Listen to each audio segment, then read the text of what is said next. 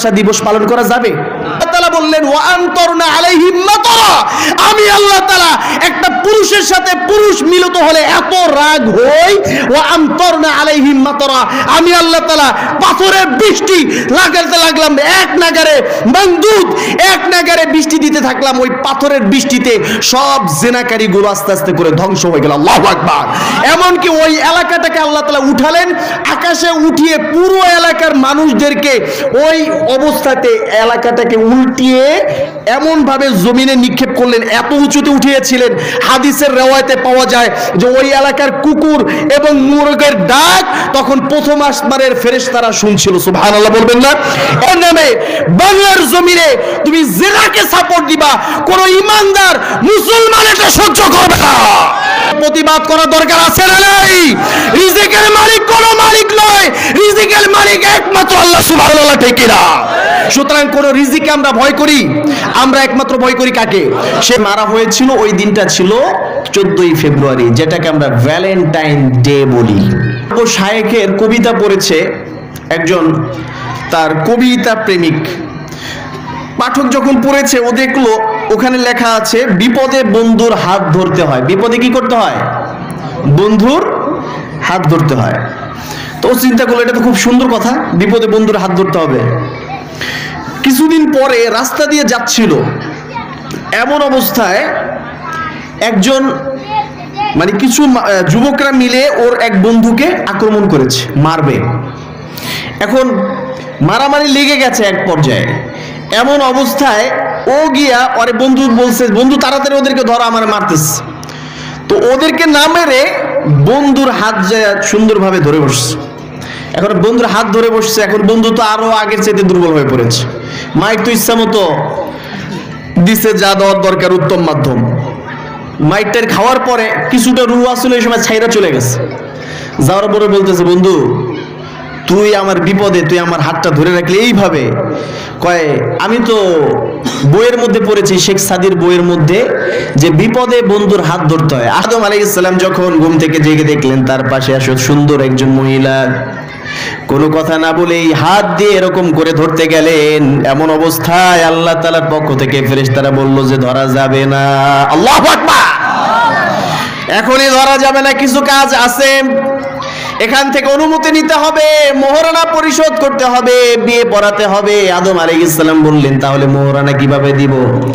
ওই অবস্থাতে ফেরেশতারা শিখিয়ে দিলেন, স্ত্রী স্বামী দুইজনের ভিতরে যদি একে অপরকে মহাব্বত করে, ভালোবাসার দৃষ্টিতে স্ত্রী যদি স্বামীকে খেদমত করে, স্বামী যদি স্ত্রীর দিকে ভালোবাসার নজরে তাকায়, তাহলে সব আছে না নাই?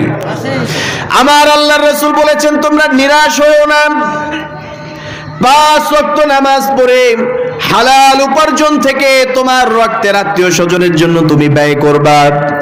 যাদের জন্য ব্যয় করো, স্ত্রীর জন্য খরচ করলা, তোমার কাছে মনে হচ্ছে অনেক কষ্টের টাকা, এত কষ্ট করে খরচ করছি, কিন্তু আমি আল্লাহ তাআলা তোমার এই টাকাটাকে বৃথা যেতে দিব না। ভালোবাসা, মহব্বত অর্থ কি? ভালোবাসা ইংরেজিতে বলা হয় লাভ। এটা খারাপ কিছু না। ভালোবাসা বলতে আমরা যে ভালোবাসা বুঝি, ওই ভালোবাসা ছাড়া ভালোবাসা আছে না? আসে। সুতরাং কোরআন হাদিসের আলোকে কোন ভালোবাসা আমাদের জন্য বর্জনীয় আর কোন ভালোবাসার উপরে আমল করণীয়, আমরা এই বিষয়টা আজকে শিখে যাব ইনশাআল্লাহ। এই যে একজন আরেকজনকে মহব্বত করি, সন্তান বাবাকে ভালোবাসে কি বাসে না? মা সন্তানকে ভালোবাসে না? আবার সন্তান মাকে ভালোবাসে না? ভাই ভাইয়ের জন্য রক্ত দেয় কি দেয় না? আরে ভাইয়ের সাথে মারামারি। একটা পর্যায়ে ভাই ভাইয়ের সাথে পার্টিশন দিয়ে দেয়, কেউ কারো মুখ দেখবে না। তোর বাড়ি আমার বাড়ির মাঝখানে ব্র্যাকেট থাকবে না, কেউ কারো মুখ দেখবো না, এত রাগ। কিন্তু ওই ভাইকেই যদি কেউ অ্যাটাক করে, কেউ আক্রমণ করে, তাহলে ওই শত্রুওয়ালা ভাই যায় কি যায় না?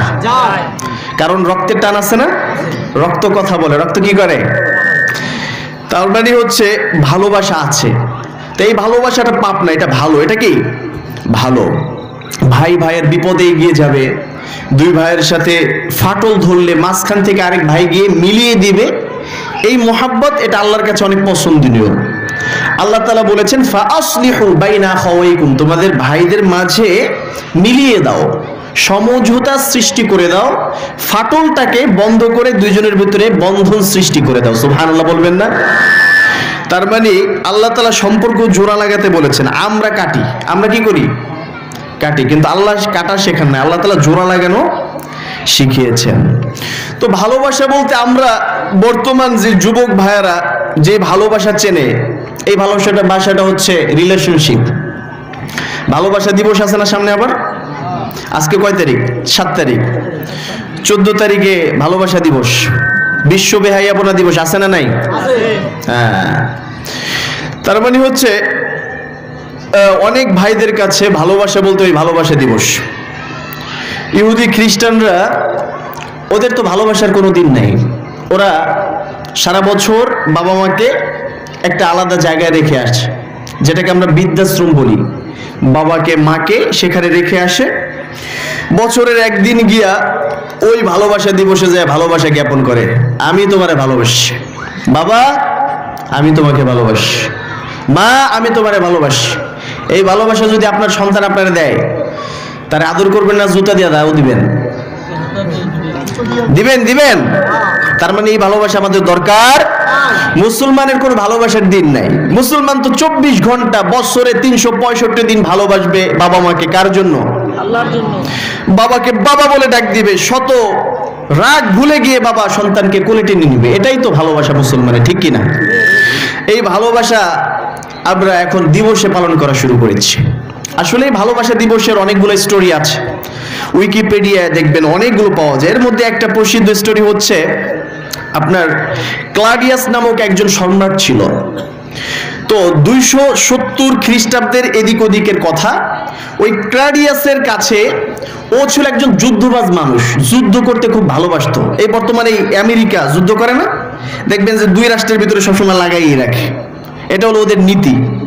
তো ওইরকম মন মানসিকতার মানুষ ছিল ক্লাডিয়াস। তো সম্রাট ক্লাডিয়াস ও যখন যুদ্ধ করতো, তো যোদ্ধার তো প্রয়োজন, যোদ্ধা আনার জন্য ও এরিয়ার মধ্যে যে যুবকরা ছিল তাদেরকে আহ্বান করলো যে তোমরা সবাই যুদ্ধে অংশগ্রহণ করো আমার সাথে। কিন্তু কেউ যায় না, কারণ সবার ফ্যামিলির, স্ত্রীর, সন্তানের মহাব্বত আছে না?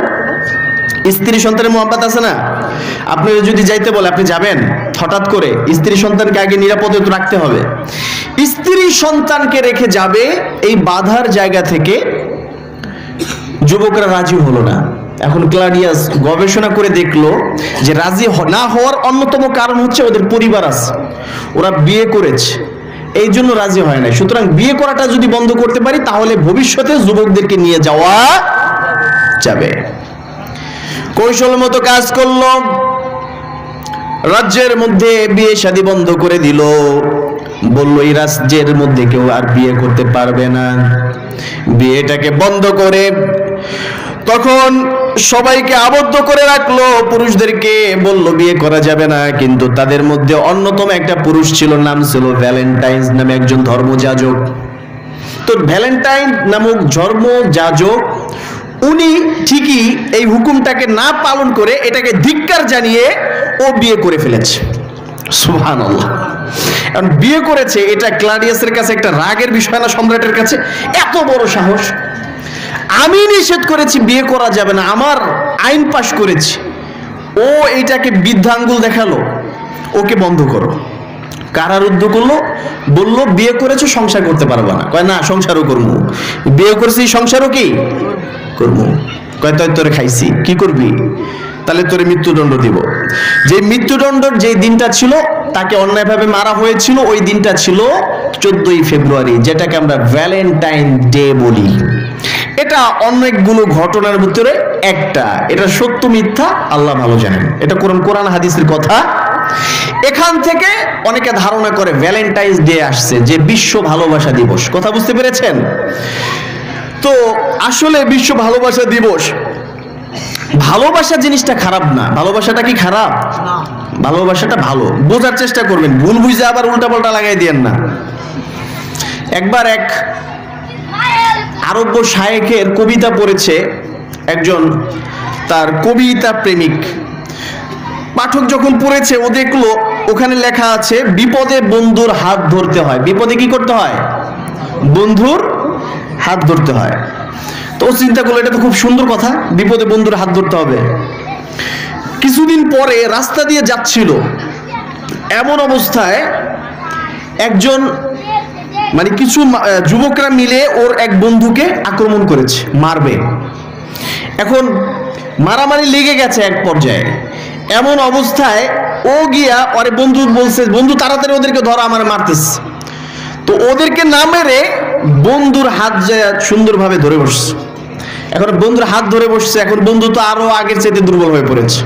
মাইক তো ইচ্ছা মতো দিছে, যা দেওয়ার দরকার উত্তম মাধ্যম। মাইকটার খাওয়ার পরে কিছুটা রুহ আসলে এই সময় ছাইরা চলে গেছে। যাওয়ার পরে বলতেছে, বন্ধু তুই আমার বিপদে তুই আমার হাতটা ধরে রাখলে এইভাবে। কয় আমি তো বইয়ের মধ্যে পড়েছি, শেখ সাদির বইয়ের মধ্যে, যে বিপদে বন্ধুর হাত ধরতে হয়। আসলে কি এইটা বুঝাইছে? এরকম ভুল বোঝা যাবে। ওয়াজ বুঝলে শুরু থেকে ভালোভাবে সুন্দরভাবে বোঝার চেষ্টা করতে হবে, তাহলে সেখান থেকে ফায়দা নেওয়া যাবে। আর উল্টাপাল্টা হালকা পাতলা বুঝলে সেটা এরকম অবস্থা হয়ে যাবে, ভুল বোঝার সম্ভাবনা আছে না নাই? আচ্ছা, ভালোবাসাটা হচ্ছে প্রত্যেকটা মানুষের ভিতরে অটোমেটিকলি সৃষ্টি করে দিয়েছেন একজন, তিনি কে? সে আল্লাহ তাআলা ভালোবাসার কথা কোরআনের ভিতরে বলেছেন। কোথায় বলেছেন? আল্লাহ সুবহানাহু ওয়া তাআলা কোরআন আল কারীমে ইরশাদ করেন, যুয়িনা লিন-নাসি হুব্বুশ শাহাওয়াতি মিনান নিসাই ওয়াল বানিনা ওয়াল কানাতির ইলা আখিরিল আয়াত। আল্লাহ বললেন, আমি আল্লাহ তাআলা পৃথিবীটাকে সাজিয়েছি, মানুষদের জীবনটাকে সাজিয়েছি লিন-নাসি হুব্বুশ শাহাওয়াত, মানুষের হৃদয়ের ভিতরে ভালোবাসা সৃষ্টি করে দিয়েছি। মিনান নিসাই ওয়াল বানিন, পুরুষ কর্তৃক মহিলা, মহিলা কর্তৃক পুরুষ, ভালোবাসা আছে না নাই? মহিলা পুরুষকে ভালোবাসবে, আবার পুরুষ মহিলাকে ভালোবাসবে, সন্তানকে বাবা ভালোবাসবে, মা ভালোবাসবে, সন্তান বাবা মাকে ভালোবাসবে। আল্লাহ তাআলা বললেন এই ভালোবাসাগুলো আমি আল্লাহ তাআলা অটোমেটিকলি বান্দার ভিতরে সৃষ্টি করে দিয়েছি। সুবহানাল্লাহ। তার মানে আল্লাহ তাআলাই মুহাব্বতটাকে দিয়েছেন, টান দিয়েছেন কে? আল্লাহ তাআলা। কিন্তু সেটা হতে হবে কোন পথে? উত্তম পথে। কোন পথে? একটা বনের সিংহ অনেক হিংস্র না, দেখবেন ও নিজের সন্তানটাকে মারে না। এই ভালোবাসা আল্লাহ তাআলা দিয়েছেন, তাই একটা মুরগি তার নিজের বাচ্চাটাকে ঠোকর দেয় না। ভালোবাসা বাবা মায়ের কাছে আল্লাহ তাআলা দিয়েছেন, এই জন্য সন্তান শত অপরাধ করার পরেও বাবা মা বলে যদি একবার ডাক দেওয়া হয়, সেই সন্তানকে ওই বাবা মা কখনো ছেড়ে দেয় না। ভালোবাসাটা আল্লাহ তাআলার নিয়ামত। এই ভালোবাসা প্রত্যেক জীবের মধ্যে আছে না নাই? একটা হিংস্র প্রাণী ও নিজের সন্তানকে কি মারে না? মানুষ তো আমরা মানুষকে হত্যা করি, কিন্তু তারপরেও যত বড় হত্যাকারী হোক না কেন নিজের সন্তানকে চাইলেই হত্যা করতে পারে। দেখবেন ডাকাত কিছু কইলেই রাতের বেলা কোবায়, আছে না নাই? কিন্তু ওই ডাকাত দিন শেষে রাত শেষে যখন ঘরে যায়, কলিজার টুকরা সন্তানটাকে কোলে নেয় না। তার মানে নিজের সন্তানকে মারতে চায় না। এই ভালোবাসা আল্লাহ তাআলার এক নিয়ামত। ভালোবাসার শুরুটা হয়েছিল কোথা থেকে জানেন আপনারা? হযরত আদম আলাইহিস সালাম থেকে। কোথা থেকে? আদম আলাইহিস সালামকে আল্লাহ তাআলা সৃষ্টি করলেন। আল্লাহ তাআলা আদমকে বানিয়ে ফেরেশতাদের মাধ্যমে সিজদা করাইলেন। সিজদা দিয়ে সম্মান দিয়ে আদমকে বললেন, আদম তোমার কাজ হচ্ছে জান্নাতের ভিতরে যত নাজ নিয়ামত রয়েছে এগুলো সব কিছু ভক্ষণ করবা, সব ভোগ বিলাস করবা, কিন্তু এখানে ঘুমিয়ে থাকো, তোমার কোনো কাজ নাই, এটা ছাড়া আর কিছু করতে হবে, তোমার বর্তমান কাজ এটা। আদম আলাইহিস সালামকে ছেড়ে দিয়েছেন, কিন্তু ওই সময় মা হাওয়া আলাইহিস সালামকে বানান নাই। এখন আল্লাহ তাআলা লক্ষ্য করলেন যে আদম ঠিকই আছে, কিন্তু জান্নাতের ভিতরে একাকিত্ব বোধ করতেছে। একা একটা মানুষ এত বড় জায়গায় থাকবে, একটু খারাপ লাগে না? তো ওই দৃষ্টিকোণ থেকে আল্লাহ সুবহানাহু ওয়া তাআলা তার প্ল্যান অনুযায়ী আদম আলাইহিস সালাম একদিন রাতের বেলা ঘুমিয়ে আছেন, সকালবেলা দেখেন তার পাশে সুন্দর রমণী নীল নয়না একজন নারীকে আল্লাহ তাআলা রেখে দিয়েছেন, মা হাওয়া আলাইহিস সালাম। সুবহানাল্লাহ বলবেন না? মা হাওয়াকে আল্লাহ তাআলা বানালেন আদম আলাইহিস সালামের বাম পাজরের হাড় থেকে। বানানোর পরে আদম আলাইহিস সালাম যখন ঘুম থেকে জেগে দেখলেন তার পাশে আসো সুন্দর একজন মহিলা, কোনো কথা না বলেই হাত দিয়ে এরকম করে ধরতে গেলেন। এমন অবস্থায় আল্লাহ তাআলার পক্ষ থেকে ফেরেশতারা বলল যে ধরা যাবে না। আল্লাহু আকবার। এখনই ধরা যাবে না, কিছু কাজ আছে, এখান থেকে অনুমতি নিতে হবে, মোহরানা পরিশোধ করতে হবে, বিয়ে পড়াতে হবে। আদম আলাইহিস সালাম বললেন তাহলে মোহরানা কিভাবে দিব? ওই অবস্থাতে ফেরেশতারা শিখিয়ে দিলেন মোহরানাটা বেশি কিছু নয়, আমার রাসূলের শানে 3 বার দুরূদ শরীফ পাঠ করবে, তোমার মোহরানা হয়ে যাবে। সুবহানাল্লাহ। আমার রাসূলের দুরূদ তখন ছিল কি ছিল না? জোরে বলেন। রাসূলের উপরে দুরূদ শরীফ পাঠ করলেন। আদম আলাইহিস সালামের সাথে মা হাওয়া আলাইহিস সালামকে আল্লাহ তাআলা মিলিয়ে দিলেন। আল্লাহ তাআলা বললেন ওয়া ইয়া আদম উসকুন আনতা ওয়া যাওজুকাল জান্নাতা ওয়া কুলা মিনহা রাগাদান হাইথু শি'তুমা ওয়া লা তাকরাবা হাদিহিশ শাজারাতা ফাতাকুনা মিনাল যালিমিন। আল্লাহ বললেন আদম, এতদিন পর্যন্ত একা ছিলা, আজ থেকে তোমার জন্য একজন সঙ্গিনী বানিয়ে দিলাম। দুইজন এখন থেকে একসাথে এক জান্নাতের ভিতরে থাকবে। ফাকুলা মিনহা, সেখান থেকে সব কিছু খাইতে পারবা, যতগুলো ফল আছে সেখান থেকে ভক্ষণ করতে পারবা, খেতে পারবা, কোনো সমস্যা নাই। কিন্তু একটা মাত্র গাছের কাছে যেতে আল্লাহ সুবহানাহু ওয়া তাআলা মানা করলেন যে ওই গাছের ধারে কাছে যাবা না, সব কিছু তুমি গ্রহণ করতে পারবা। সুবহানাল্লাহ বলেন। আদম আলাইহিস সালাম বসবাস শুরু করলেন। তাই পৃথিবীতে ওই যে ভালোবাসা শুরু হয়েছে, এখন পর্যন্ত দুনিয়ায় ভালোবাসা আছে না নাই? আমাদের আলোচনার বিষয় কি? ভালোবাসা। কথা বলেন না। আলোচনার বিষয় কি? ভালোবাসা। তো এখন আলহামদুলিল্লাহ মুসল্লি ভাইরা অনেকে এসে পড়েছেন। ঈমান এমন একটা জিনিস মানুষকে ঘরে থাকতে দেয় না, কোরআনের ময়দানে আসবে ঈমানদার, আসবে না? তা আমরা তাদেরকে সুযোগ করে দিব, আল্লাহ রাসূলের সুন্নাত অনুযায়ী কেউ আসলে তাকে হালাকার ভিতরে বসতে সুযোগ করে দাও, এটা হচ্ছে সুন্নাত। আমরা যদি একটু সামনে এগোই তাহলে পেছনের ভাইরা সামনে আসতে পারবেন ইনশাআল্লাহ। জিকির করে একটু সামনে আসি। লা ইলাহা, জোরে লা ইলাহা, আসমানের মালিক তুই আল্লাহ, জমিনের মালিক তুই আল্লাহ, লা ইলাহা ইল্লাল্লাহ, লা ইলাহা, জোরে লা ইলাহা, লা ইলাহা ইল্লাল্লাহু মুহাম্মাদুর রাসূলুল্লাহ সাল্লাল্লাহু আলাইহি ওয়াসাল্লাম। কষ্ট হচ্ছে আপনাদের? একটু কষ্ট করতে হবে। এই যে কষ্ট করতেছেন না, হুজুররা এত কষ্ট দেয় আপনাদেরকে, এই কষ্টের মুহূর্তটাকে কিয়ামতের ময়দানে দেখবেন আল্লাহ তাআলা যখন বিপদে পড়বেন, যখন দেখবেন আর কুল কিনারা নাই, তখন আল্লাহর ফেরেশতারা দেখবেন একটা চিঠি নিয়ে বা একটা দৃশ্য নিয়ে সামনে এসে বলবেন আল্লাহ এই যে একটা আমলনামা তার রয়ে গেছে, ওই যে শীতের রাতে মাহফিল শুনেছিল কষ্ট করে, আল্লাহ সুবহানাহু ওয়া তাআলা হয়তোবা বলতেই পারেন যে আমার বান্দা আমার কোরআনকে মহাব্বত করে, আমি আল্লাহকে মহাব্বত করে শীতের রাতে, আমার বান্দি আমার কোরআনকে মহাব্বত করে শীতের রাতে এমন ভাবে রাতটাকে এরকম ভাবে কোরআনের জন্য সে ব্যয় করেছেন, এর উসিলা জান্নাত দিয়ে দিলাম। সুবহানাল্লাহ বলবেন না? আল্লাহ বলতে পারে কি পারে না? এটা আল্লাহর অধিকার আছে না? তাহলে সেই আল্লাহর জন্য আমরা এতটুকু করব, কিসের কষ্ট, ঠিক কিনা? আর কয়ের মানুষেরা এরা কোরআন প্রেমী মানুষ, যুগ যুগান্তর ধরে এই দেশে কোরআনের দাওয়াত মানুষ দিচ্ছে এবং এরকম ভাবেই মুসল্লিরা শুনছে, ঠিক কিনা? সুতরাং আজকেও আমরা ইনশাআল্লাহ বরাবরের মতো শোনার চেষ্টা করব। আল্লাহ তাআলা কবুল করুন, বলেন আমিন। ভালোবাসার প্রকার আছে। ভালোবাসার কি আছে? প্রকার আছে। একটা হচ্ছে হালাল আর একটা হারাম।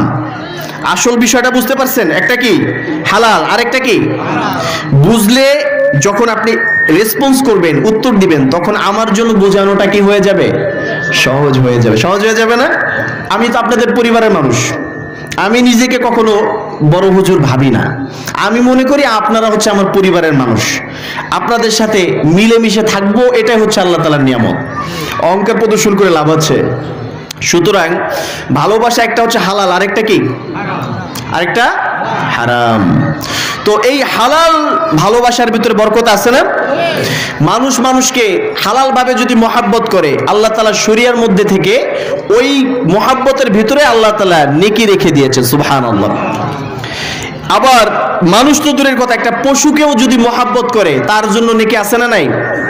আচ্ছা, একবার এক উট আমার রাসূলের কাছে এসে নালিশ করলো, ইয়া রাসূলুল্লাহ, আমার মালিক আমাকে লালন পালন করে ঠিক আছে, কিন্তু আমাকে যেই পরিমাণে খাবার দেয় তার থেকে তুলনামূলকভাবে অনেক বেশি পরিশ্রম আমাকে দিয়ে করায়। আল্লাহ রাসূল শুনে চোখের পানি ছেড়ে দিলেন। আমার রাসূল চোখের পানি ছেড়ে দিয়ে বললেন, ও সাহাবীরা, আইনা মালিকাল জামাল, উটটির মালিক কোথায়? উটের মালিককে ডেকে নিয়ে আসো, আমার সামনে নিয়ে আসো, আমি তার সাথে কয়েকটা কথা বলবো। উটের মালিক আসার পর আল্লাহর রাসূল বললেন, তুমি কি তোমার উটটাকে এরকম করে কষ্ট দাও নাকি? তোমার উট আমাকে নালিশ করেছে। বলছে, হুজুর হ্যাঁ করাই, অনেক বেশি কাজের চাপ, কাজ করাই, খাবার তেমন খাওয়ানোর মতো সুযোগ হয় না। আল্লাহ রাসূল বললেন, তোমার উটটা আমার কাছে নালিশ করেছে, সুতরাং এখন থেকে উটটাকে তুমি খাওয়াবা, সুন্দরভাবে লালন পালন করবা, ওর হক আদায় করবা, পরিশ্রম একটু কম করাবা, যাতে করে একজন বোবাধন তোমার মাধ্যমে একটু নাজাতের ব্যবস্থা হয়ে যায়। সুবহানাল্লাহ। আমার রাসূল প্রাণীকেও ভালোবাসতে শিখাইছেন। তো ভালোবাসা আমার রাসূল শিখাইছেন না? ভালোবাসলে লাভ আছে, সেটা যদি একটা সাধারণ প্রাণীও হয় সেখানে লাভ আছে না নাই? ওই যে একটা প্রসিদ্ধ হাদিস, একজন জেনাকারিনী মহিলা যখন যাচ্ছিলেন, যখন আসতেছিলেন পাশ দিয়ে, একটা কুয়ার পাশ দিয়ে, তো অনেক পিপাসার্ত হওয়ার ফলে সেই কুয়া থেকে তিনি নিজে পানি পান করলেন। পানি পান করার পরে দেখলেন সেখানে একটা কুকুর গিয়ে জিহ্বাটাকে ঝুলিয়ে ঝুলিয়ে পানির জন্য কাতরাচ্ছে, মানে ওর পানির প্রয়োজন। কথা বুঝতে পেরেছেন? ওই জেনাকারিনী মহিলা জেনা করলে কত বড় শাস্তি এটা আপনারা ভালো করেই জানেন। সেই জেনাকারিনী মহিলা ওই অবস্থাতে কুকুরকে দেখে তার হৃদয়ের ভিতরে মায়া দিয়ে দিল। আল্লাহ সুবহানাহু ওয়া তাআলা নিজের মোজাটাকে খুলে ওড়নাটাকে রশি বানিয়ে পানি উত্তোলন করে তারপরে সেই কুকুরের মুখের ভিতরে একটু পানি দিয়ে দিলেন।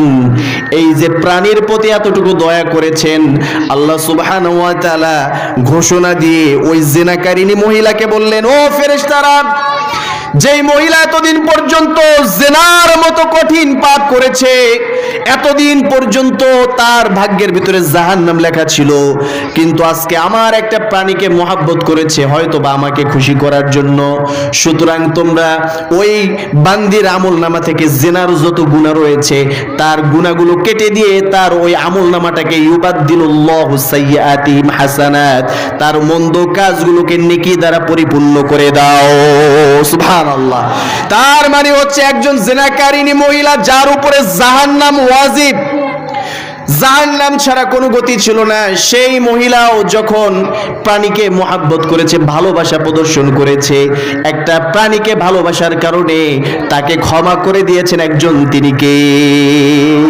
আল্লাহ তাআলা একটা নাপাক প্রাণীকে মহাব্বত করার কারণে আল্লাহ তাআলা মাফ করতে পারলে, মানুষ হয়ে মানুষকে ভালোবাসলে কি মাফ করতে পারে না?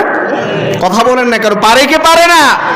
তার মানে হচ্ছে আল্লাহ তাআলা আমাদেরকে ভালোবাসা শিখিয়েছেন রাসূলের মাধ্যমে।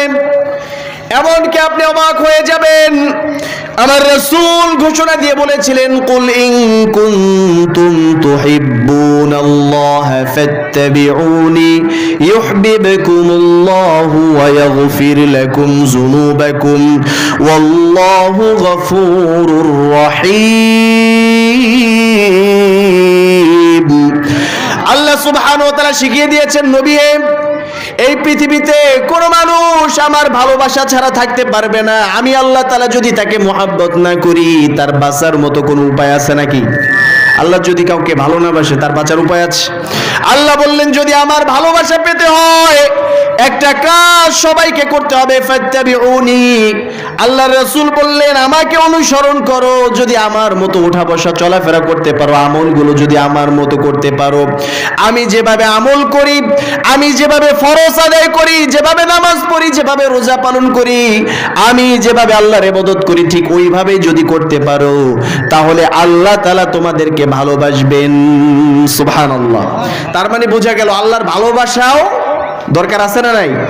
ভালোবাসা অনেক ইম্পর্টেন্ট একটা বিষয়, তবে হালাল হতে হবে। কি হতে হবে? হালাল। আমাদের আলোচনার বিষয়টা কি? ভালোবাসা। কথা বুঝছেন না কেন? আমাদের আলোচনার বিষয় কি? ভালোবাসা। এরপরে হচ্ছে আপনি আপনার সন্তানকে ভালোবাসেন কি বাসেন না? মা সন্তানকে ভালোবাসে না? আমাদের মা বোনেরাও তো শোনেন, মা সন্তানকে ভালোবাসেন, সন্তান বাবা মাকে ভালোবাসে। হালাল ভালোবাসার ভিতরে কত বরকত একটু খেয়াল করে দেখবেন। যখন সন্তান বাবা মায়ের দিকে একবার নেকির নজরে তাকায়, একবার খেদমতের নজরে, শ্রদ্ধার নজরে একবার যদি তাকায়, আল্লাহর রাসূল বললেন ওই ব্যক্তির আমল নামায় আল্লাহ তাআলা একটা কবুল হজ এবং উমরার সওয়াব দিয়ে দিবেন। সুবহানাল্লাহ। এই পর্যন্ত হজ করছে অনেক মানুষ আছে না? কেউ বলতে পারবে তার হজ কবুল হয়েছে? কথা বলেন। আমি বলতে পারবো? যত বড় হুজুর হই না কেন, আমি যত বড় আল্লাহর বান্দি হই না কেন, যত বড় আল্লাহর বান্দা হই না কেন, আমি কখনো এটা গ্যারান্টেড দিয়ে বলতে পারবো না যে আমার হজ কবুল হয়েছে, এটা বলতে পারবো না। কিন্তু আল্লাহ রাসূল বলেছেন বাবা মায়ের দিকে একবার তাকালে তাকে কবুল হয়েছে, ঠিক ওই পরিমাণ সওয়াব, একটা হজের সওয়াব, একটা উমরার সওয়াব ওই বান্দাকে দেওয়া হয়। সুবহানাল্লাহ বলবেন না? সাহাবীরা উৎসুক হয়ে জিজ্ঞেস করলেন, ইয়া রাসূলুল্লাহ যদি দুইবার তাকায়? আবার রাসূল বললেন দুইবার তাকালে দুইবার সওয়াব দেওয়া হবে।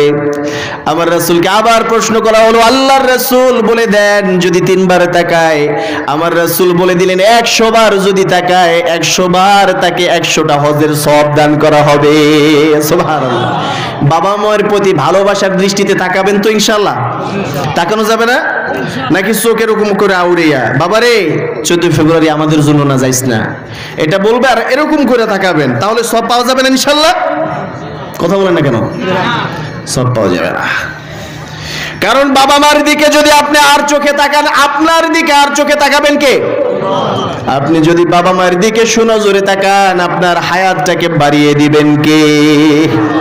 বাবা মাকে যদি কেউ ভালোবাসে, সহিহ হাদিসের ভিতরে পাওয়া যায় যে কোনো ব্যক্তি যদি তার হায়াতকে বাড়াতে চায়, যে সে যদি চায় তার হায়াতটাকে বৃদ্ধি করে দেওয়া হোক, সে বেশি দিন বাঁচুক, এটা যদি চায়, তাহলে সে যেন তার বাবা মায়ের সাথে সৎ আচরণ করে, রক্তের আত্মীয় স্বজনের সাথে ভালো আচরণ করে, তাহলে আল্লাহ সুবহানাহু ওয়া তাআলা ওই ব্যক্তির নেক হায়াতকে বাড়িয়ে দিবেন। সুবহানাল্লাহ। এখন থেকে বাবা মায়ের সাথে ভালো সম্পর্ক রাখবেন, তাহলে হায়াত বাড়িয়ে দিবেন কে? আল্লাহ তাআলা। এটা হচ্ছে হালাল ভালোবাসা। হালাল ভাবে ভালোবাসলে লাভ আছে না ইনশাআল্লাহ?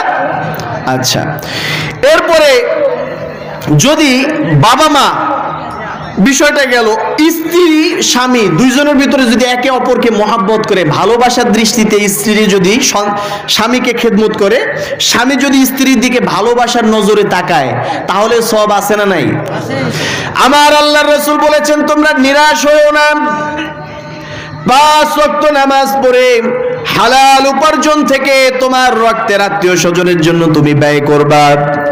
যাদের জন্য ব্যয় করো, স্ত্রীর জন্য খরচ করলা, তোমার কাছে মনে হচ্ছে অনেক কষ্টের টাকা, এত কষ্ট করে খরচ করছি, কিন্তু আমি আল্লাহ তাআলা তোমার এই টাকাটাকে বৃথা যেতে দিব না। আমার প্রিয় ভাইয়েরা, সারাদিন বদলা দেওয়ার পরে যেই টাকাটা আপনি উপার্জন করেন, আপনার সন্তানের জন্য না হলে আপনার স্ত্রীর জন্য ভাঙ্গেন, এরকম আছে না নাই? সারাদিন রিক্সা চালিয়েছেন, গাড়ি চালিয়েছেন, সারাদিন কষ্ট করে মাথার ঘামের ফোঁটাটাকে পায়ের নিচে পর্যন্ত গড়িয়ে তারপরে আপনি উপার্জন করেছেন। এত কষ্ট করে যেই টাকাটা পরিবারের জন্য বাজার করলেন, সন্তানের স্কুলের ফি দিয়ে দিলেন, সন্তানের বই খাতা কিনে দিয়েছেন, স্ত্রীর জন্য একটা কাপড় কিনে এনেছেন, একটা হিজাব কিনে এনেছেন, জায়নামাজ কিনে নিয়ে এসেছেন, যা কিছু খরচ করেন না কেন, আল্লাহ বললেন এই খরচগুলোকে আমি আল্লাহ তাআলা বৃথা যেতে দেই না। এই প্রত্যেকটা খরচের বিনিময়ে আমি আল্লাহ তাআলা তাকে সদকাতুল জারিয়ার সওয়াব দিয়ে থাকি। সুবহানাল্লাহ। চিন্তা করে দেখেন, এবার যে যত খরচ করছেন সদকা আছে না নাই? কিয়ামতের ময়দানে দেখবেন সব সওয়াবের পাহাড় আপনার সামনে। আপনি বলবেন আল্লাহ ঘটনা কি? এত সওয়াব তো আমি উপার্জন করি না, আসলো কোথা থেকে?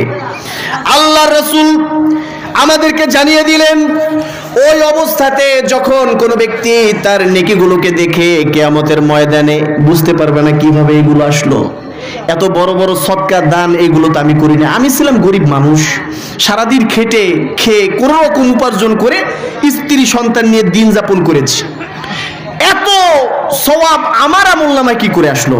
আল্লাহ তাআলা দেখিয়ে দিবেন, বান্দারে ওই যে তুমি দুনিয়ায় থাকতে কষ্ট করে তোমার উপার্জনের টাকাটাকে তোমার পরিবারের জন্য হালালভাবে খরচ করেছো, আমি আল্লাহকে ভালোবেসে তাদের জন্য খরচ করেছো, এই জন্য আমি আল্লাহ তাআলা ওইগুলোকে সদকার সওয়াব দিয়েছি। সুবহানাল্লাহ বলবেন না?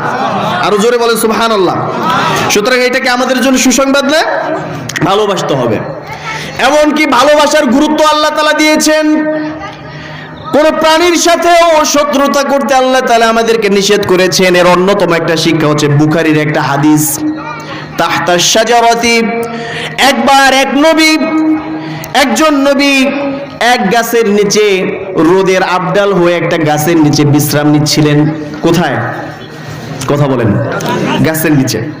তো গাছের নিচে বিশ্রাম নেওয়া অবস্থায় ওই নবীকে, উনি রাগী মানুষ ছিলেন, হেলান দিয়ে বিশ্রাম নিচ্ছিলেন, এমন অবস্থায় পেছন থেকে একটা বিষাক্ত পিঁপড়া এসে তাকে কামড় মারছে। কয়টায়? একটা। কামড় দেওয়ার লগে লগে গেছে ফোলার পরে ওই নবী তো অনেক রাগী মানুষ ছিলেন, রাগ সামলাতে না পেরে এত বড় সাহস, আমার শরীরের ভিতরে কামড় দিয়েছে, আমি নবী তুই মানলি না, এত বড় দুষ্ট তোরে খাইছি। তাকিয়ে দেখলো এদিক ওদিক যে পাশেই পিঁপড়ার বাসা, ওই গাছের ভিতরে আছে। ওই রাসূল দেরি করলেন না, নবী এসে আগুন দিয়ে আগুন সংগ্রহ করে পিঁপড়ার যে বাসাটা ছিল সেই বাসার ভিতরে আগুন লাগিয়ে দিল। এখন আগুন লাগাইছে, পিঁপড়া কি একটা মরবে না সব মরবে? সব পিঁপড়া মরে গেছে। আল্লাহ তাআলা ওহী নাজিল করে দিয়েছেন। আল্লাহ বললেন, নবী হে, আপনাকে একটা পিঁপড়া কামড় দিয়েছে, আপনি সব পিঁপড়াকে মারলেন, সব পিঁপড়া তো আপনার সাথেও আপনার ক্ষতি করে নাই, আপনি সবাইকে মারলেন। ইউসাব্বিহু লিল্লাহি মান ফিস সামাওয়াতি ওয়া মান ফিল আরদ, আসমান জমিনে যত কীট পতঙ্গ আছে সব কিছু আমি আল্লাহ তাআলা তাসবিহ পড়তে থাকে, ওই পিঁপড়াগুলো আমার পবিত্রতা বর্ণনা করছিল, এই অবস্থা আপনি তাদেরকে হত্যা করেছেন, আপনি ঠিক করেন। আল্লাহু আকবার। আপনি কাজটা ঠিক করেন নাই। নবী বুঝতে পারলেন যে আসলেই তো আল্লাহ তাআলা ঠিকই বলেছেন, ও তো আল্লাহ তাসবিহ পড়তেছিল, সুতরাং একটা প্রাণী বলে আমি তাকে মেরে ফেললাম। ওই নবী আল্লাহর কাছে কান্না শুরু করে দিলেন। সুবহানাল্লাহ বলবেন না? আল্লাহর কাছে কেঁদে কেঁদে ক্ষমা প্রার্থনা করলেন আর বললেন, ও আল্লাহ, এতক্ষণ পর্যন্ত যা করেছি রাগের মাথায় করেছি, বুঝে শুনে করতে পারি নাই। একজন নবী হিসেবে আপনি আল্লাহর কাছে আমি দোয়া করছি, আপনি আমাকে এটা থেকে ক্ষমা প্রদান করেন। সুবহানাল্লাহ। তার মানে প্রাণীর প্রতি ভালোবাসা প্রদর্শন করাকে আল্লাহ তাআলা উৎসাহিত করেছেন না? কথা বলেন না কেন? করছে কি না? সুতরাং ভালোবাসা এটা কার দান? আল্লাহ তাআলার দান। সুতরাং এই ভালোবাসা দুই ধরনের হয়, একটা হালাল, আরেকটা কি? হারাম। সুতরাং আমরা হালালের পথে হাঁটবো নাকি হারামের পথে হাঁটবো? হালালের পথে হাঁটবো। আচ্ছা, মোহাব্বত, ভালোবাসা হারামও আছে। এই যে ভালোবাসা বললেই যুবক বা যুবতী ভাই বোনদের ভেতরে যেই ভালোবাসার কথা আসে, এই ভালোবাসাটা অনেক সময় হারাম। এটা কি? সাধারণত ভালোবাসা বলতে যে রিলেশনশিপটাকে বুঝি বিবাহ বহির্ভূত, এটা আবার হারাম।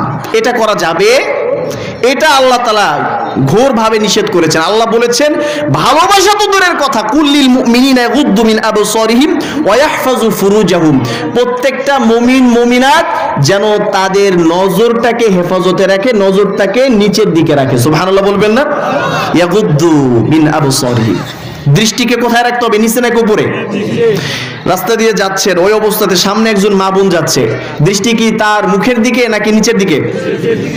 পায়ের দিকে তাকিয়ে হাঁটতে হবে। আমার রাসূলের সুন্নাত যদি আপনি অনুসরণ করেন, আমার রাসূল হাঁটতেন, হাদিসের ভিতরে বর্ণনা করেছে শামাই তিরমিজির মধ্যে, যে রাসূল যখন হাঁটতেন পাটাকে এভাবে ফেলতেন, মনে হতো উঁচু জায়গা থেকে নিচে নামতেছেন, এত নিচু হয়ে হাঁটতেন। সুবহানাল্লাহ বলবেন না?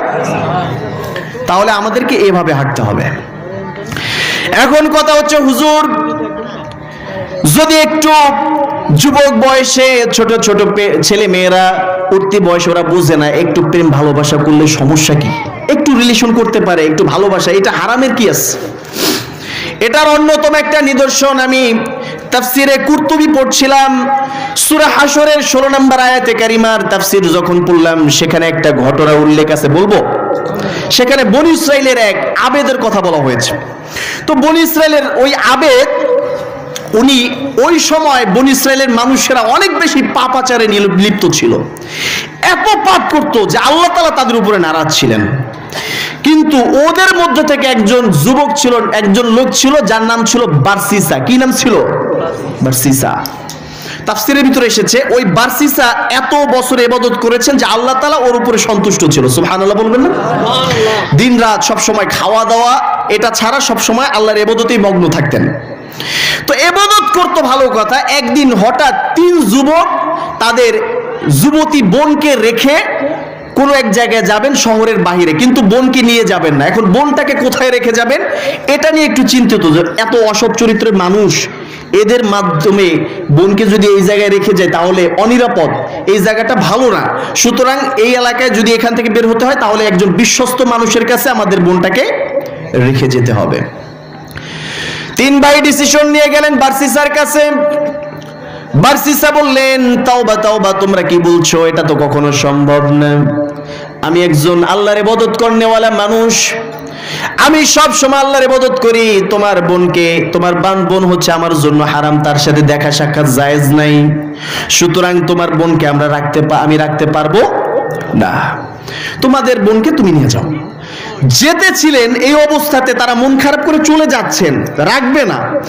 এমন অবস্থায় শয়তান এসে হৃদয়ের মাঝে এসে ওই বারসিসার মনে মনে বলতেছে যে, বারসিসা, তুমি যে কাজটা করলা কাজটাকে ঠিক করেছো? কেন, কি করেছি? তুমি যে মেয়েটাকে এখান থেকে তাড়িয়ে দিলা, ওর ভাইদেরকে সব ফিরিয়ে দিলা, তুমি রাখো নাই ভালো কথা, কিন্তু ওর ভাইরা তো তাকে কারো না কারো কাছে রেখে যাবে। যদি রেখে যায়, একটা অসৎ চরিত্রের মানুষের কাছে যদি মেয়েটা পড়ে, এই মেয়েটার ইজ্জতের সম্ভ্রম হানি হয়ে যাবে। সুতরাং এই পাপের ভাগিদার তো তুমিও হতে পারো। বারসিসা কয়, ঘটনা তো ঠিক, আসলে কি ভুল করলাম নাকি? তো বললো, এই ভাই তো একটু দাঁড়াও, একটু এদিকে আসো। আচ্ছা, আমি রাজি ছিলাম না, এখন দেখলাম যে আসলে আমার মনে হয় রাখা উচিত, সুতরাং তোমাদের বোনটাকে তুমি রেখে যেতে পারো। তবে হ্যাঁ, শর্ত হচ্ছে ওই যে আমি যে ঘরে বসে ইবাদত করি এই ঘরে সে থাকতে পারবে না। আমার ঘরের ঠিক অপোজিট সাইডে, উল্টো সাইডে, আমার উঠোনের পাশে একটা আলাদা একটা কাছারির মতো ঘর আছে, ওই ঝুপড়ির মধ্যে সে থাকবে। আমি তার খাবার সময় মতো পৌঁছায় না, সে সময় মতো এসে আমার এই ইবাদত খানার সামনে থেকে খাবারটা নিয়ে যাবে। সুতরাং তাহলে আমার কোনো সমস্যা নেই। বললো ঠিক আছে, আমরা রাজি। রেখে গেল। ঠিক এরকম ভাবে চলছিল। 1 দিন 2 দিন চললো। আমার মুসল্লির ইকরাম, আমার প্রিয় মা বোনেরা, একটু খেয়াল করে শুনবেন, এটা একটা শিক্ষণীয় একটা ওকে আমাদের জন্য আল্লাহর রাসূল আমাদেরকে শুনিয়েছেন। এমন অবস্থায় বারসিসা ইবাদত করত। রাতের বেলা, দিনের বেলা, খাবারের সময় হলে 3 বেলার খাবারটা এসে ওই মেয়েটা এসে তার ঘরের সামনে থেকে নিয়ে যেত। দিনটা ভালোই কাটছিল, সমস্যা ছিল না।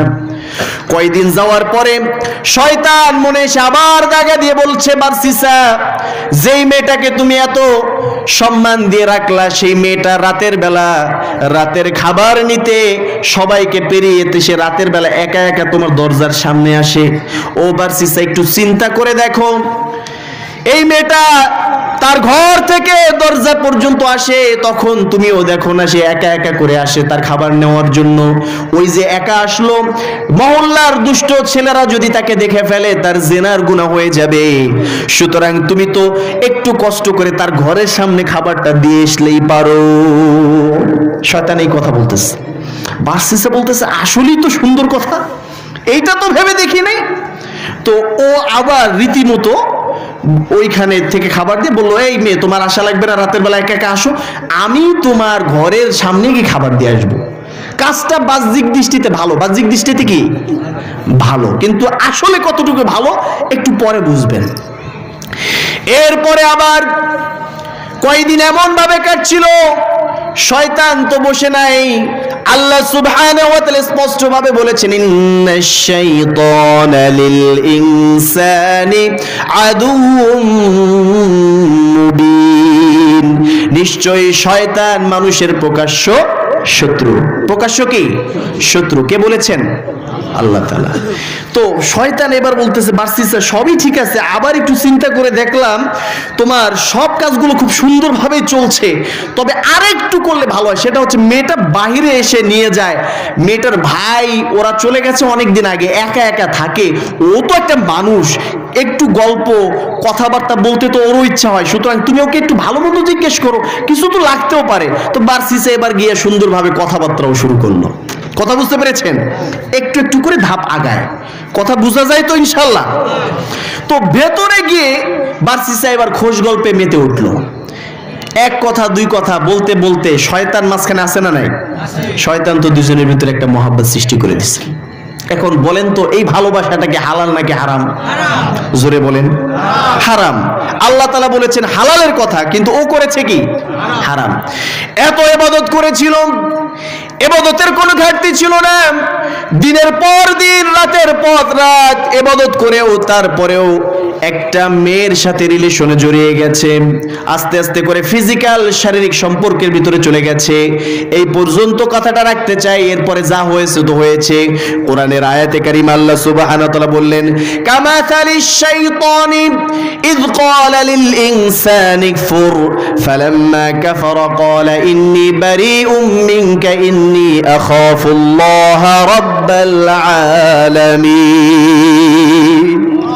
আমার আল্লাহ তাআলা বললেন, ঠিক শয়তান এরকম ভাবেই সর্বপ্রথম বলে, তুমি তো অনেক ভালো মানুষ, অনেক ভালো কাজ করছো, ইকফুর কামা সালিশ শাইতানি ইয ক্বালা লিল ইনসানি ইকফুর। শব্দটা একসাথে মিলিয়ে পড়েছে, এই জন্য ইকফুর হয়েছে, আসলে শব্দটা হবে হলো উকফুর। হুজুর উকফুর হবে না? ভাবে নাসরা ইয়ানসুরু থেকে আমরের সিগা। উকফুর বলতে এখানে শয়তান বলতেছে একটুখানি অবাধ্যতা করো, সব তো ঠিকঠাক ভাবে চলো। আরে বেটা তুই নামাজ পড়তেছিস, সমস্যা কি? সব কিছু করো, রোজা রাখো, তো যুবক মানুষ, একটু একটু ফ্রেন্ডশিপ মেয়েদের সাথে রাখলে কি হয়? হুজুর বলছে ওইটা শোনা লাগবে না। এই কথা প্রথম বলবে, আল্লাহ বলছে, আমার কথা না। ইয ক্বালা লিল ইনসানি কফুর ফালাম্মা কাফারা, যখনই ওই ব্যক্তি কুফরি করলো, আল্লাহ তাআলার অবাধ্যতা করলো, আল্লাহ তাআলা যেটা নিষেধ করেছেন সেই কাজটা করে ফেললো শয়তানের কথা শুনে, যে একটুখানি তো করি, করে ফেললো। এরপর শয়তান কি বলে জানেন? ক্বালা ইন্নী বারীউম মিনকা, ইন্নী বারী, আমি তোমার থেকে পৃথক, মুক্ত। তুমি যে গুনার কাজ করছো আমি তোমাকে দিয়ে করাইছি, আমার কাম শেষ, সুতরাং এখন তোমার সাথে আমার সাথে কোনো সম্পর্ক। নাউজুবিল্লাহ বলবেন না? এটা কে বলছে? শয়তান। কে বলে? শয়তান বলছে। আল্লাহ সতর্ক করছেন যে শয়তান এমনটাই করে, পাপ করানোর আগে একটুখানি করো, সমস্যা কি? অনেক যুবক ভাইয়েরা আছে, হুজুর আমি 5 ওয়াক্ত নামাজ পড়ি, রোজা পালন করি, একটা মাসালা জানার আছে। সেটা কি? সেটা হচ্ছে আমি সবকিছু করি কিন্তু আমার একটা গার্লফ্রেন্ডও আছে। তো গার্লফ্রেন্ডটা বেশি খারাপ কাজ করে। হুজুর খারাপ না, আপনি খারাপ ভাববেন না। কেন? হুজুর ও অনেক ভালো একটা মেয়ে, আমি যখন রোজার দিনে সাহারি খেতে উঠতে পারি না, তখন আমারে ওই সময় মতো ডেকে দেয়। হুজুর কত ভালো মেয়ে, দেখছেন? কথা বলেন না কেন? আছে না নাই? আবার যুবক ভাইরা, এই যে তুমি যেটা বলছো, তোমার আমলের পাশাপাশি যেই মেয়েটাকে গার্লফ্রেন্ড হিসেবে তুমি পবিত্র হিসেবে ভাবছো, একটা চিন্তা করে দেখো, যেই মেয়েটা নিজের ফরজ হুকুমকে লঙ্ঘন করে তোমার মতো পরপুরুষের সাথে, তোমার মতো ছেলের সাথে রিলেশনে জড়াতে পেরেছে, ওই মেয়েটা আরেকটা ছেলের সাথে রিলেশনে জড়াবে না, এমন কোনো গ্যারান্টি কেউ দিতে পারবে না। পারবেন? কেউ পারবে? তার মানে বুঝতে হবে ডাল মে কুচ কালা হে। কোনো সমস্যা কি? অবশ্যই আছে। যত ভালো কোন গার্লফ্রেন্ড কখনো সৎ কোনো মেয়ে হতে পারে। আমার বোনেরা প্রেম প্রীতি এটা শুরু করে সর্বপ্রথম ছেলে মেয়েরা এটা মনে মনে চিন্তা করে যে আমার জীবন সঙ্গী, আমার জীবন সঙ্গিনী, এটা চিন্তা করে ঠিকই করে, কিন্তু যখন কাম হয়ে যায় তখন ওইটা শারীরিক সম্পর্ক হয়ে গেলে তারপর ওই ছেলে আর ওই মেয়ের খবর নেয় না। এরকম আছে না নাই? এরকম 90% রিলেশনশিপ বাংলাদেশে যেটা কখনো বিবাহে পরিণত হয়, আমার সহজ সরল মা বোনদেরকে ফুসলিয়ে সম্পর্ক করে একবার চিনি খাওয়া হয়ে গেলে তারপরে সাইরা চলে যায়, আর কোনো খোঁজ খবর আছে না নাই? দেখেন না ভার্সিটির বারান্দার ভিতরে মেয়ের ঝুলন্ত লাশ পাওয়া যায়। কেন পাওয়া যায়? উত্তরার 14 নম্বর সেক্টরে ডাস্টবিনের পাশে কিছুদিন আগে একটা অবৈধ বাচ্চা পড়েছিল। ওই বাচ্চাটা কোত্থেকে আসলো? তার মানে হচ্ছে আরামের সময় আছে, যখন দায়িত্ব নেওয়ার সময় হয়, দায়িত্ব নেওয়ার সময় হলে ওই যে শয়তান বলে ইকফুর, এরপর আবার বলে ক্বালা ইন্নী বারীউম মিনকা ইন্নী আরা, ক্বালা ইন্নী বারীউম মিনকা, আমি এই পাপের ধারে কাছে নাই যখন তোমার বয়ফ্রেন্ডের উপরে শয়তান ভর করে তোমাকে স্পর্শ করে, তোমার সম্ভ্রম হারি করে, তোমাকে বিবাহের প্রলোভন দিয়ে তারপরে তোমার সাথে শারীরিক সম্পর্ক পর্যন্ত করে, তারপরে যখন পেটে বাচ্চা এসে যায় তখন তোমার ওই বাচ্চার ভাগীদারি সেই মানুষটা কখনো নিতে পারে না। তখন তোমার মৃত্যু তোমার ফাঁসির রশিতে ঝোলা ছাড়া কোনো উপায় থাকে না। ছেলেদের ভিতরেও এরকম হয়, মেয়েটা আশা আকাঙ্ক্ষা দিয়ে সুন্দরভাবে, ছেলেটা তো বাবার মোবাইল বেচে নিজের মোবাইল বিক্রি কইরা মায়ের স্বর্ণ গয়না চুরি করে বিক্রি করে তারপরে গার্লফ্রেন্ডে গিফট করে। ভালোবাসা দিবস আছে না নাই? গিফট করার পরে তখন 10 বছর 5 বছর প্রেম করে, 10 বছর প্রেম করে, তারপরে আরেকজনের সাথে সুন্দরভাবে যায় কি যায় না? কথা বলে না কেন? যুবকদের মনের কথা এটা কথা বলো না কেন? এরকম বেঈমান আছে না নাই? সুতরাং এই বেঈমানদেরকে আমরা কখনো প্রশ্রয় দিব না। এই জন্য সতর্ক হতে হবে। হালাল ভাবে তুমি রিলেশন করো, বিয়ে করার পরে ওই মেয়েটার সাথে প্রেম করো। যতবার স্ত্রীকে একটা চুমু দিবা ততবার আল্লাহ সুবহানাহু ওয়া তাআলা তোমাকে এক একটা হজের সওয়াব দেবে, বলেন সুবহানাল্লাহ। সুতরাং এত সুন্দর রিলেশন ছেড়ে নিজের ইচ্ছায় রিলেশনে গেলে লোকসানের সম্ভাবনা আছে না? আমার মা বোনদেরকে বলতে চাই, নরসিংদী থেকে কিছুদিন আগে আমার কাছে একটা মাসালা জিজ্ঞেস করার জন্য আমার এক বোনের মাধ্যমে তার কাছে একটা মেসেজ পাঠিয়েছে, একটা বড় চিঠির মতো। আরে অবাক কাণ্ড, প্রশ্ন এত বড় হয় কেন? তা আমি ওইটা তাকে বললাম তুই পড়, আমি এত বড় প্রশ্ন করতে পারবো, সময় নেই। কয় ভাই আমি একটু শুনাই, আপনি একটু শোনেন। তো বিষয়টা কি? বিষয়টা হচ্ছে একটা মেয়ে, বাস্তব ঘটনা বলছি, একটা মেয়ে স্কুল জীবনে একটা ছেলের সাথে রিলেশনশিপে ছিল, ভালোবাসার যেটাকে আমরা বলি। তো সম্পর্ক ঠিকই ভালো চলছিল, ওই ছেলে একবার ওই মেয়েটাকে গোপনে বিয়ে করে ফেলে, এরকম আছে না? তো বিয়ে করে ফেলেছে ঠিক আছে, কিন্তু বিয়ে করার পরে কিছুদিন পরে যখন গার্ডিয়ান জানাজানি হয়ে গেল, ওই গার্ডিয়ান ছেলের কাছে দিতে নারাজ, ওই ছেলের কাছে দেওয়া যাবে না, কারণ ওই ছেলের কাছে নেওয়া নাই। কথা বুঝতে পারছেন? তো এরপরে ওই ছেলের কাছে দিবে না, কি করবো?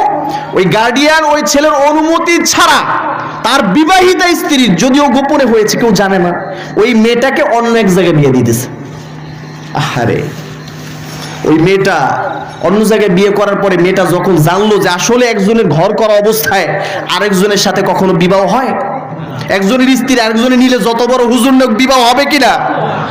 সুতরাং বিবাহ তো সহি হয় নাই।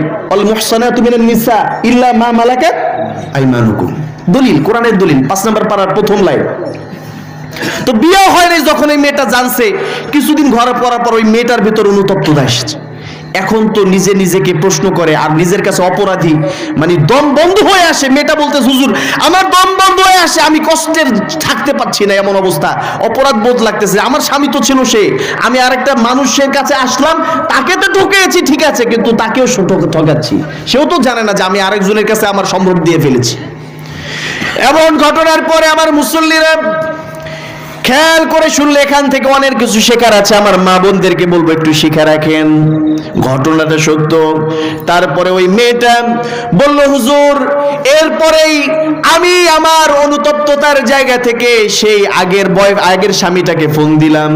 ফোন দিয়ে আহারে ওই ব্যক্তিটাকে আমি বললাম, আপনি যদি সত্যিকারে আমাকে ভালোবেসে থাকেন তাহলে আপনার পক্ষ থেকে আমাকে তালাক দেন, না হলে বর্তমান স্বামীর সাথে আমার বিবাহ সই হবে না, আপনি আমাকে তালাক দেন। তো ওই বেচারা কি করবে? অনেক সময় ছেলেরা তো বেঈমান হয় খুব কম, কথা বলে না কেন? ছেলেদের ভালোবাসায় কোনো দাগ আছে? দেখছেন কি কয়, ভালোবাসা আবার কয় দাগ নাই। তো এরপরে সুন্দরভাবে ওই ছেলেটা তাকে তালাক দিয়ে যায়, ঠিক আছে তোরে খালাস করে দিলাম, তুই তালাক, 1 তালাক 2 তালাক 3 তালাক। তালাক দেওয়ার পরে এখন মেয়েটা একদিক থেকে আসছে, এখন আবার তার আরেকটা প্রশ্ন, এই স্বামীকে তো বলা এত সহজ না। কোন ছেলে মেনে নিবে তার স্ত্রী আরেকজনের সাথে সম্পর্ক করছে? এটা মেনে নেওয়া যায়? আহা, মেয়েটা বলতেছে হুজুর এখন কি করব, এখন তো আমার স্বামীর সাথে আমার সন্তান জন্ম হয়েছে, এই সন্তান যে যার সন্তান এটা তো কারো কাছে বলতে পারি না, কারণ এই সন্তানের জবাব কিভাবে দিবেন? এই সন্তান যে যার সন্তান আল্লাহ জানে কি জানে না? কারণ আল্লাহ তাআলা বলেছেন ইয়ালামু খায়িনাতাল আ'য়ুনি ওয়া মা তুখফিস সুদূর, তুমি চোখের খেয়ানত করো বা তোমার হৃদয়ে যা কিছু থাকে জানেন কে? আল্লাহ তাআলা। আমার মা বোনেরা, আহা, একটা ভুল করার কারণে আপনার জীবনটা শেষ হয়ে যেতে পারে, সারা জীবন কাঁদলেও শুধরানো যাবে না। পরবর্তীতে কি হয়েছে আমি জানি না, আমার খুব রাগ হয়েছিল।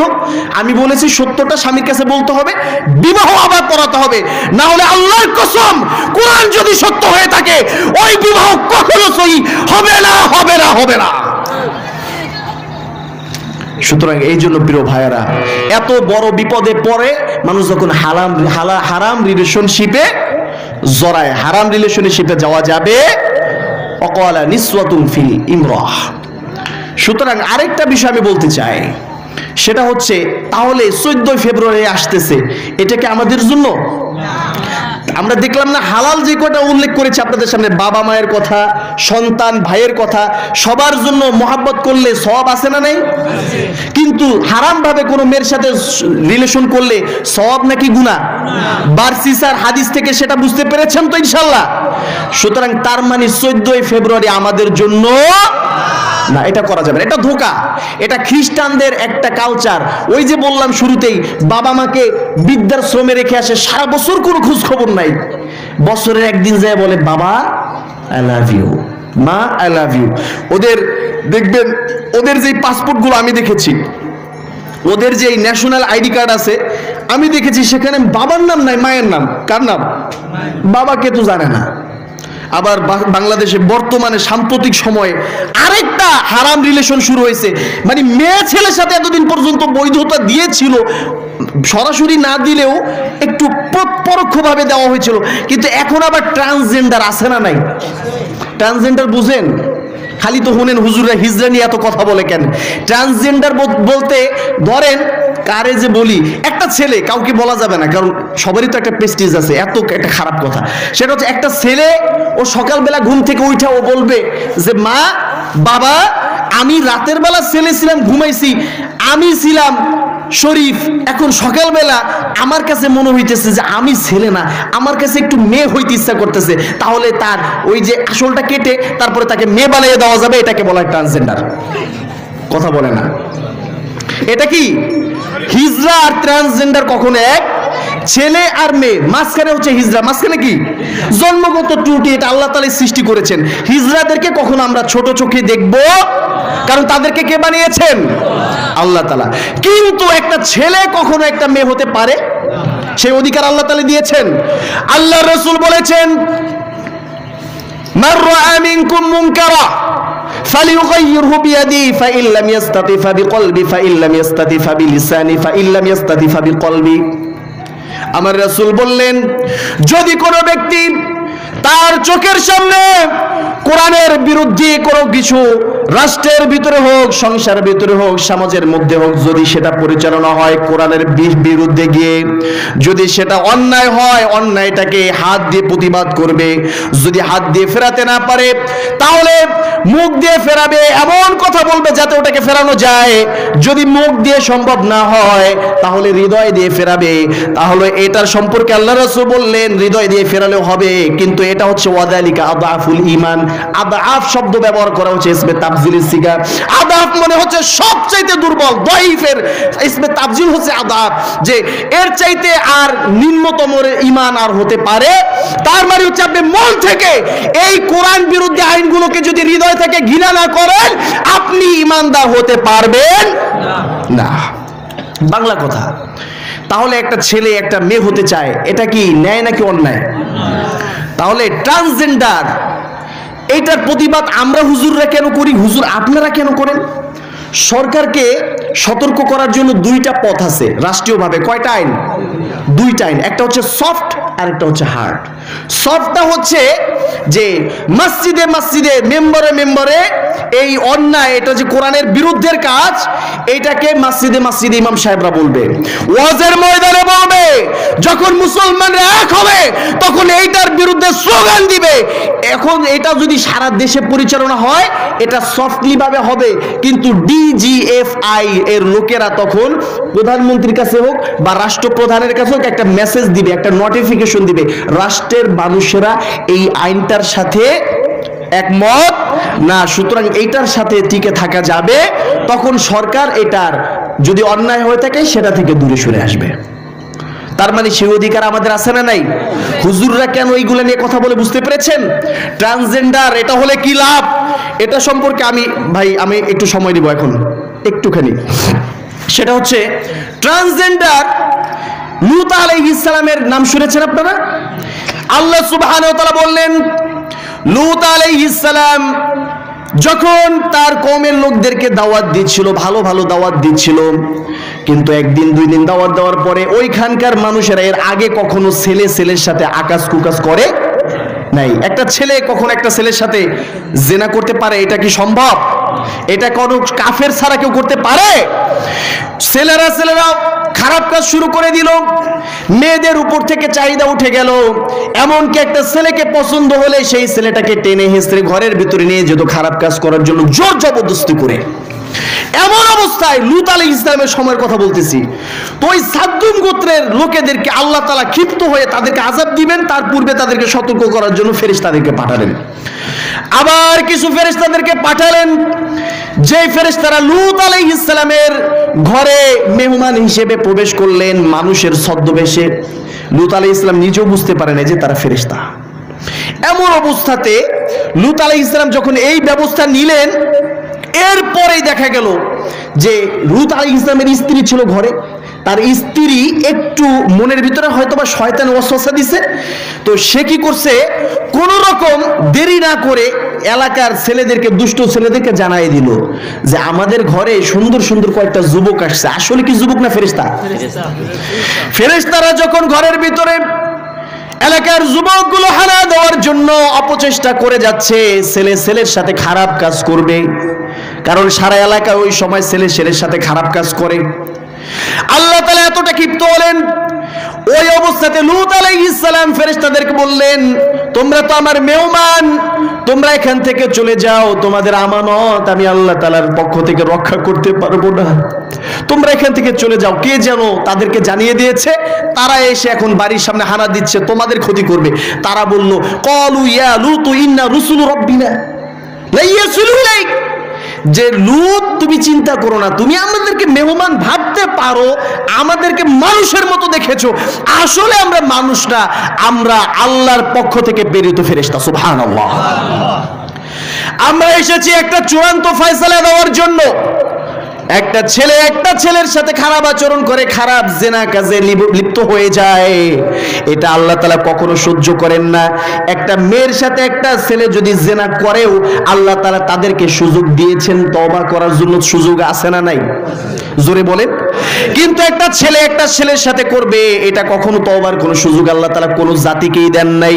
লূত আলাইহিস সালামের গোত্রেরা এগুলো করলো। ফেরেশতারা বলল, লাইয়াসুল ইলাইকা ফাআসরি বিআহলিকা বিকুতইম মিনাল লাইল, আপনি কাল সকাল হওয়ার পূর্বেই একটু একটু অন্ধকার থাকতে আপনার পরিবারের লোকদেরকে নিয়ে এখান থেকে চলে যান। একমাত্র ইল্লাম রাতা, আপনার স্ত্রীকে রেখে যাবেন। আপনি নবী হয়েছেন, আপনার স্ত্রী যতই নবীর স্ত্রী হোক না কেন, সে লূত আলাইহিস সালামকে বলতেছেন সে জেনাকারীদেরকে সহায়তা করেছে ইনফরমেশন দিয়ে, যদিও সে খারাপ কাজ করে নাই, সে যদিও সমকামিতার ভিতরে লিপ্ত ছিল না, কিন্তু এগুলোর সাথে সংশ্লিষ্ট ছিল, এগুলোর সাথে ঐক্য মত পোষণ করেছিল, এই জন্য স্ত্রী ছাড়া সবাইকে নিয়ে যাবেন। দেখা গেল পরের দিন আল্লাহ সুবহানাহু ওয়া তাআলা ফেরেশতাদেরকে আদেশ করলেন, সকাল হতেই জিবরাইল আলাইহিস সালাম সব ধ্বংসলীলা শুরু করে দিলেন। আল্লাহু আকবার, জোরে বলেন আল্লাহু আকবার। লূত আলাইহিস সালামের ওই কওমের লোকদেরকে একে একে ফেরেশতা জিবরাইল প্রথম ডানা দিয়ে একটা বাড়ি মারলেন, এক বাড়িতে সবার চোখের পাওয়ার চলে গেল, সব অন্ধ, কেউ চলে যাইতে পারে না কোথাও। লূত আলাইহিস সালাম তার নিজের মুসলমানদেরকে নিয়ে চলে গেলেন। এলাকা ছাড়া হতেই সবার উপরে আল্লাহ তাআলা বললেন, ওয়া আনতরনা আলাইহিম মাতারা, আমি আল্লাহ তাআলা একটা পুরুষের সাথে পুরুষ মিলিত হলে এত রাগ হই, ওয়া আনতরনা আলাইহিম মাতারা, আমি আল্লাহ তাআলা পাথরের বৃষ্টি লাগাতে লাগলাম, এক নাগারে বন্দুক, এক নাগারে বৃষ্টি দিতে থাকলাম। ওই পাথরের বৃষ্টিতে সব জিনাকারীগুলো আস্তে আস্তে করে ধ্বংস হয়ে গেল। আল্লাহু আকবার।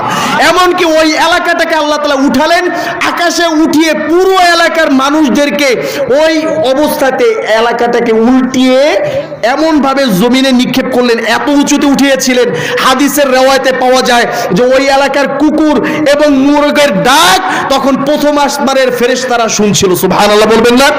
এত উপরে উঠিয়ে একটা আছাড় মারলো। সবচেয়ে ইতিহাসে পাওয়া যায় যে আজ পর্যন্ত পৃথিবীর ইতিহাসে লূত আলাইহিস সালামের এই কমের লোকদের কবর এত নিচে, মাটির স্তর থেকে শত শত কিলোমিটার নিচে, আজ পর্যন্ত তারা সেখানে কোনো খোঁজ খবর নাই। ওই এলাকার একটা মানুষ বেঁচে ছিল না। সুতরাং তাদের অপরাধ কি ছিল? ছেলে ছেলের সাথে কি করেছিল? জেনা করছে কি করে নাই?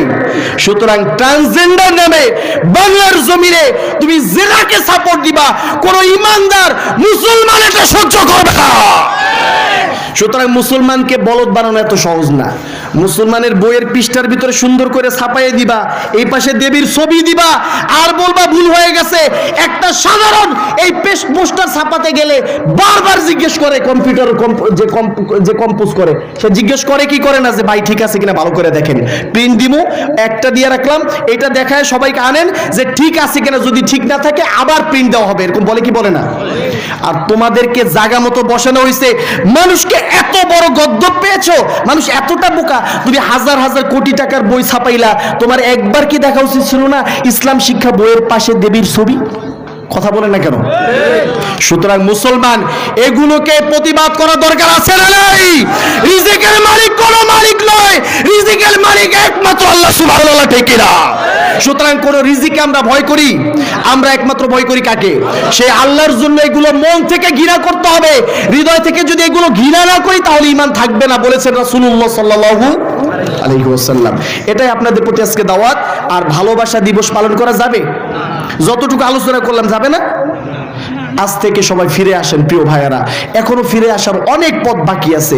এখনো যদি ফিরে আসে আল্লাহ তাআলা আমাদেরকে ক্ষমা করবেন, সেই প্রত্যাশায় আমার মা বোনদেরকে বলছি, মা বোনেরা আপনারা হচ্ছে সবচাইতে সম্মানের পাত্রী। আপনাদেরকে আল্লাহ তাআলা বলেছেন আপনি যদি ইবাদত করেন 1000টা ফেরেশতার উপর আপনার মর্যাদা। সুবহানাল্লাহ।